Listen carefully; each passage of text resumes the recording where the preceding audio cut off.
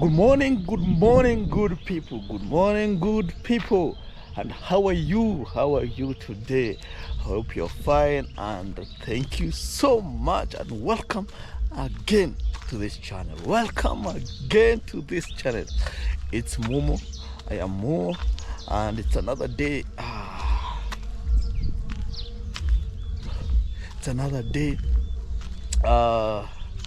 We talk about what happened this week.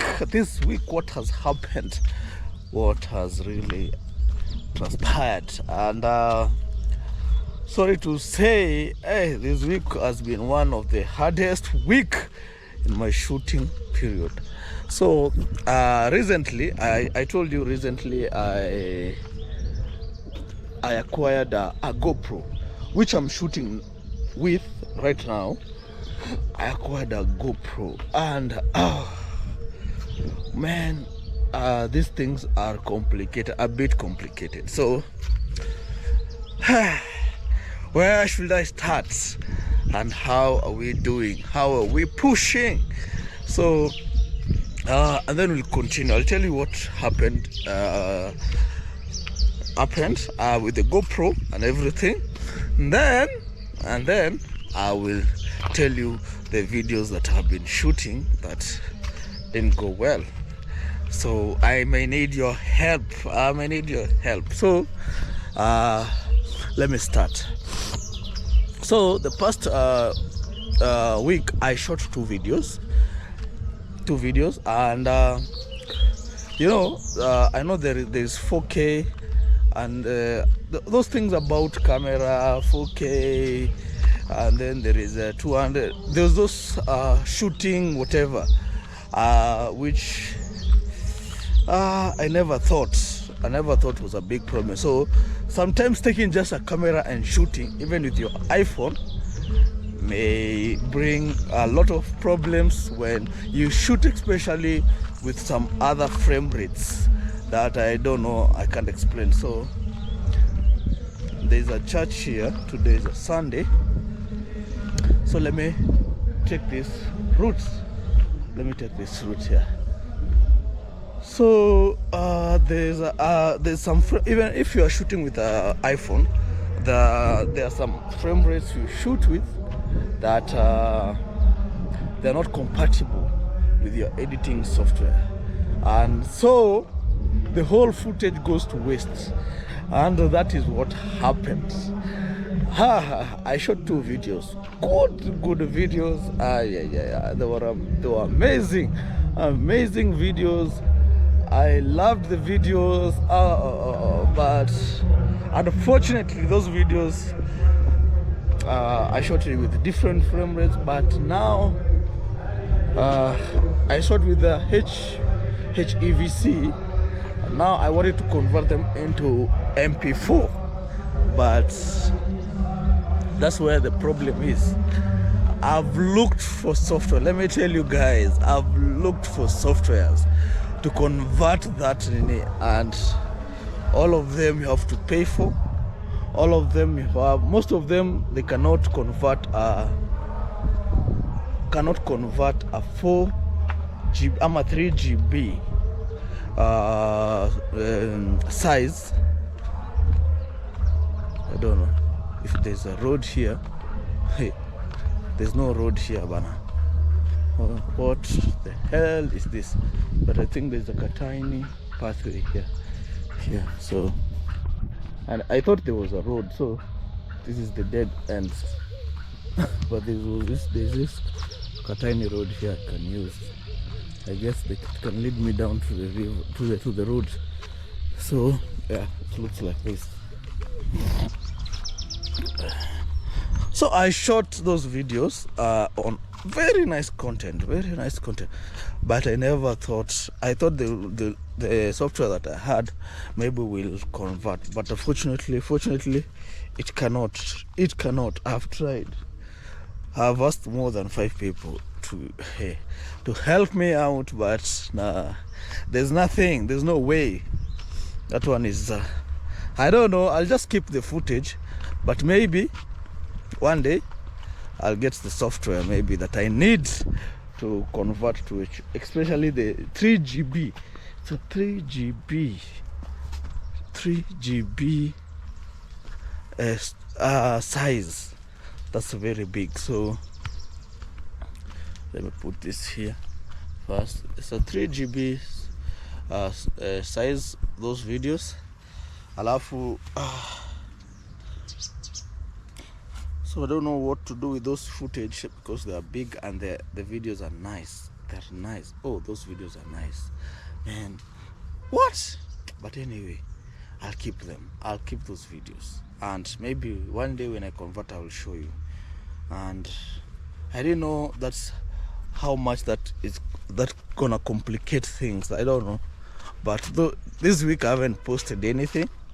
So with that, now I have to do this video, the one that I'm doing right now. So yes. So I'm doing this video. So here we are again, and with my life, with everything. Now I'm here to tell you some other things. So let's stay tuned. Where is your seatbelt and where is the road? This is taking me back there, so I take to the road down there. So I'll use the same road that I used last time when I'm shooting that video, and I hope it will bring the vibe. I hope it will bring the vibe in that road, because last time it was very nice. The conversation that I talked about on that road was amazing, was really amazing. And there were some weddings on that route, and but anyway, whatever happened. So we move on regardless. I'm a CEO. So I was talking about my family. Let me start with my family. And I said I'm the firstborn of the family, and right now I was born. Let me start back. I was born. I'm a Kenyan, so people who live in Kenya know I was born in Machakos County. It's just outside Nairobi, a little bit outside Nairobi. I was born in Machakos County, but at the age of 4 months, I don't know, I was told at 4 months old, we shifted. My dad and my mom went to where they met. So that is Kawangware. You know Kawangware? And we lived in Kawangware. So I've lived in Kawangware.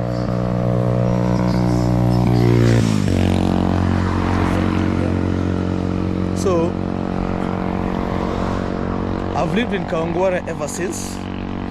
So since I was 4 months old until I was what, 28, yes, 28, 29 there. I don't know, around there. So I've lived there, and one thing I can say is Kawangware somehow is regarded as a slum, but I don't think it's a slum. I think it's a bit of not a slum. It's a bit of it's not a slum. Like, I don't want to compare it to Kibera, but also it's a ghetto. Somehow a ghetto. I don't know if a ghetto is a good term. So I don't know if it's a good term, but yeah, somehow like a ghetto. So I was brought up there, and a lot of things happened there while I was there. So I was brought up in a ghetto, and everything just happened.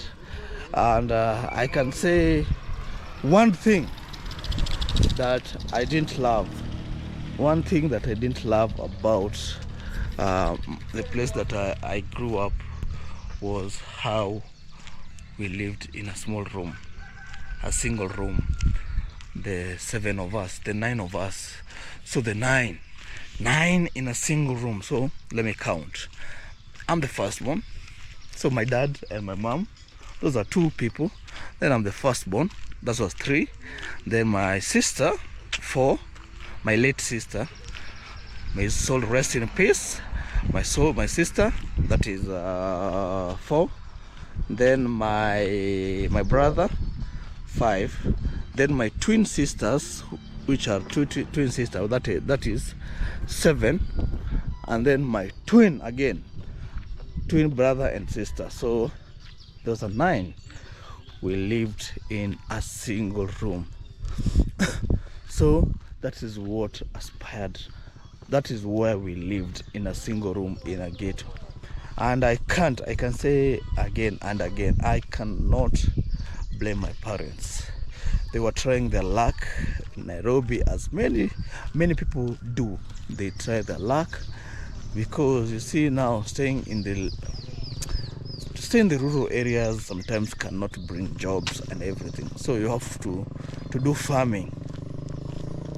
And I understand my dad and my mom, maybe they didn't love farming, maybe, and they didn't want to bring us in that setup. So what happened? They came to Nairobi when I was 4 months, but the rest of the guys, the rest of my siblings were all born in Nairobi except me. So there we were raised in a single room, and it was one of those single rooms in a plot. I don't know if you understand a plot. If you understand a plot, I don't know if you understand a plot, what I'm saying, because being raised in a plot is one of the worst thing you can do to your kids or your children. But sometimes it's the best thing, maybe. It's the best thing or the worst thing, because living there, you shared, you know how you learn how to share the space. You learn how to share the small spaces that you get. If you have clothes, you know where to keep your clothes. Your sisters knows where to keep their clothes, and in that moment, you know how to share the smallest spaces that you get. But the problem was, again, it was really squeezed. It was really squeezed, and you often will have conflicts here and there. Conflicts here and there. You took my 1, 2, 3 thing, because sometimes we men, we don't want to get tired, so we take something that is just near you, take something that is just across, and you go, and that will bring a lot of problems with my sisters. And that is one thing that we learned during the ghetto lives. And another thing was, you see, now your parents, let me say this, living in a single room together with your parents is the most difficult thing. Yeah. I don't know what to say about this, but one thing I can say, I passed through here. You can see that's the landscape that goes all the way up down. So we're going down there, and then we will turn. Look, you see, it's a nice place. So imagine living with your parents, and one thing, the bathroom, most of the bathrooms, let me say, those people who live in ghetto slums, they know this. We don't have toilets or latrine or whatever in the house, so we have shared toilets outside, and we share with a lot of people. Even the bathroom, it's outside, and your parents have to go there. So sometimes you don't have to go with a towel. You have to go like this, wearing full touch it with your towel, so that when you finish bathing, you wear. The only thing that is remaining just is to apply maybe your lotion or your oil to the face or everything. So you go there prepared with water and everything. When you finish bathing, you wear your full clothes and you get out of the toilet, the washroom. Not washroom, the bath, the shower, and you go home and you go. You're ready. You're ready. It doesn't take magic, Bana. It doesn't take magic to know that. You're ready in a few minutes. When you go to the bathroom, you're ready, full. You don't have to go choose. You have already chosen everything that you want to wear. So when you go just there, it's just simple wearing and coming out. And our parents used to do that. So sometimes you never saw your parents going to the bathroom at all, because they will sneak at night, go to the at night. And that one also brings a lot of laziness in going to bed. Laziness, you are lazy just to go to bed, because processing all that, it's a lot. Now carrying the bucket, preparing water, wearing clothes, carrying all these things. Now you're going to to bath, then everything. So you're going now to bath after bathing. Now a lot of things you carry. So sometimes it brings, when you see people from the ghetto, not just play cool, Bana. Play cool, because it's a process. And sometimes there's no water, because we buy water, Bana. We used to buy water. You buy almost even like places like Kibera. A place like Kibera, you have to pay to take a shower. You have to pay maybe 10 shillings or even 10 shillings to take a shower, but sometimes you don't have that 10 shillings, man. So you have to go to this important meeting, man. So there are those public bathrooms in Kibera, but us we were in Kawangware. It was available, because Kawangware is not more intense slum like Kibera. So those were the things we used to share. So sharing, going to baths, you may the whole plot, maybe a whole plot like of 10 houses or 15 houses. Imagine on a Sunday morning, you queue, everybody's queuing to go and bath. Like our household had 9 people that Sunday morning, and another house has 2, 3, another house has 5, another house has 1, maybe another one has 7. You see, now all of us in that plot, if all that plot is going to church that morning, you have to wait.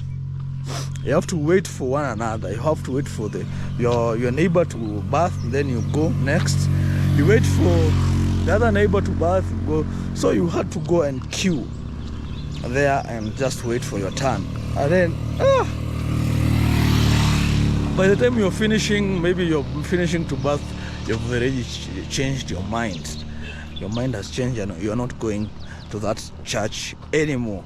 You are now, the service has already ended, and you decide now, or what you do, you bath at night. So in the morning you just wake up and go. So that's another option, and it was very interesting. I say it like it's a big deal, but when you're in that system, actually it's not a big deal. It's just normal, and it just flows naturally. But I can say again, that system can make you very comfortable. And when it makes you comfortable, because now the rent is very cheap, and when the rent is cheap, it makes you comfortable. And when you become comfortable, too much comfort, you don't follow your dreams. All you do is just live unhappy. But for example, if that day you go and make, like, the rent is around 2,000, 3,000, 4,000, that day you go and make almost 100, 30,000. If you pay like imagine you earn 30,000, you pay rent for, like, rent is 3,000, you pay a rent of 3,000 3 times, that's 9,000. Then you do a shopping for around 10,000, then you remain with 10,000 for any other thing. So what you do, you become very lazy. Because if you get another 30,000, you will buy a lot of fancy things. You buy TV, and you buy a lot of ufa, that music, and you become very, people sing about you in that neighborhood, bana. People come to listen to hongla and other music in your place, because, hey man, you've made it, bana.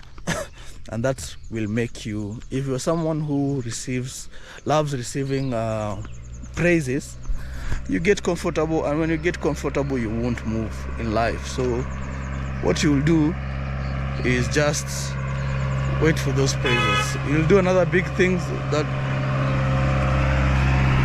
So I'm still on this road.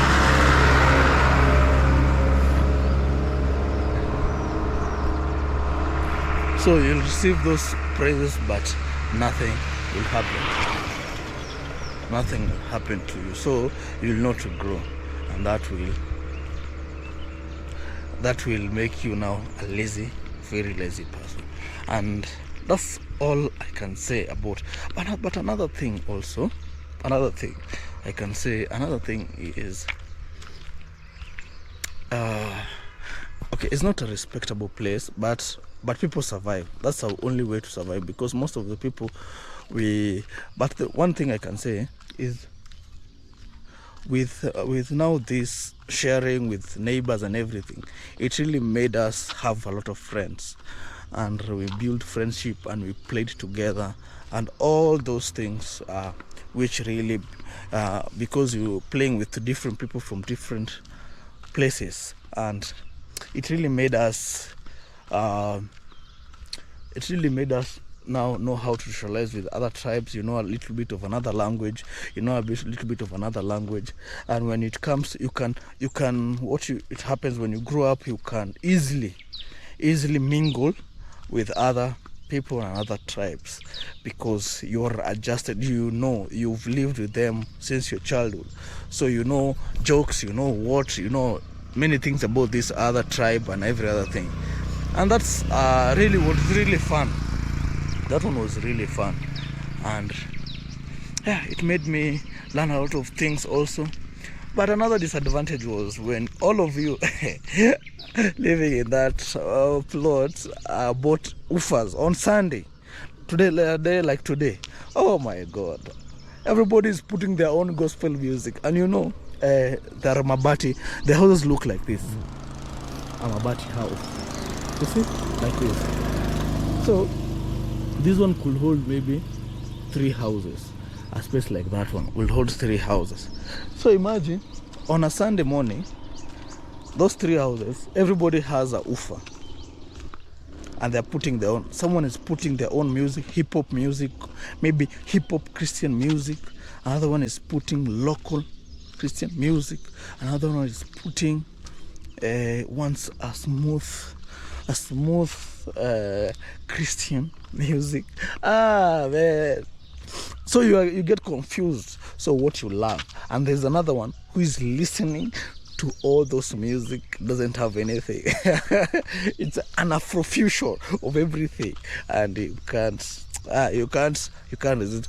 And if you want to save, man, so you listen to this guy music, If you don't have offer, you listen to this guy music and tell them, hey, that song was good, man, play it again. And he plays, man. He knows you love his music, whatever he plays. And that was simple living, and that's how most of the people end up listening. Ghetto people end up listening to hip-hop, because neighbors, oh man, if your neighbor loves hip-hop, man, you don't have a choice but to listen to it. Even if you love reggae, and you don't have an offer, you have to listen to hip-hop, and that's all. And if you love hip-hop and your neighbor is listening to reggae, you have to listen to Bob Marley, listen to Bob Marley or Lucky Dube, man, and you just get the lyrics and gets into your head, man, and you just know the song. You love the song, you end up loving the song. Yeah, and that's how we survived there. And it's one of the best thing, man, one of the best places to live right now. Let me say, right now, it was one of the best. The question is, will I want to go back?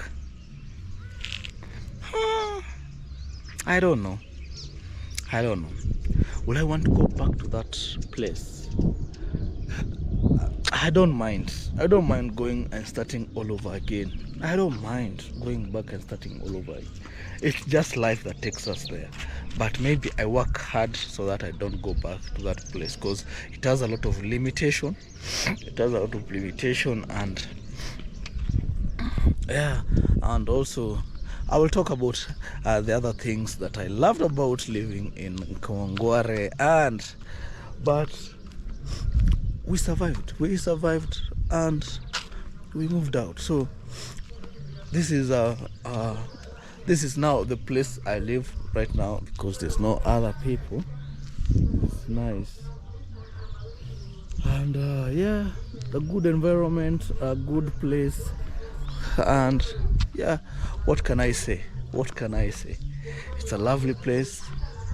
You can, because now the reason why I said it can limit you in some things. Maybe when you want to, maybe you're in you want to write something, maybe you want a quiet time, maybe in your house, but you want to write something, you want to meditate, maybe, and in your house, man. So you can't, because what happens is your neighbor is listening to music, so you just come in and just put on music, and you'll not have good time. You'll not have that quiet moment that you wanted. So you'll end up listening to just your thoughts will just vanish, and will vanish with your quiet time, and that will. So there are those simple things that we need to do, but we can't do them in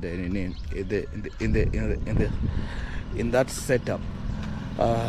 Also, there's no privacy. As I said, there was no privacy, because I said we have shared maybe toilets, we have shared toilets, we have shared bathrooms, and all other things. So everything is shared. Most of the things are shared. So, and that's all, man. And we thrive in that area. People thrive. Some people stay contented, and some people never leave. But that is life. So some will leave and some will stay, and it's your choice whether to leave or stay. Some love that setup, and others, when the setup that we have grown up, we don't love it so much, so we go out and venture into other setups, like like this place. So, and that's all. But living in ghetto is one. It has the better side and the downer side, but it depends with how you take it, and life is just like that. So if you love that place, you can stay in that place, but also if you don't love that place, you can decide not to. You can move out and find maybe a place that suits you. But all in all, we have to live. It's one life. I must say, live or die. It's a place. There's nothing we take with, there's nothing we go with, and there's nothing we came with, there's nothing we are going with. So see you in the next episode. So if you love this episode, give a thumbs up, and see you on the next episode. See you. Bye.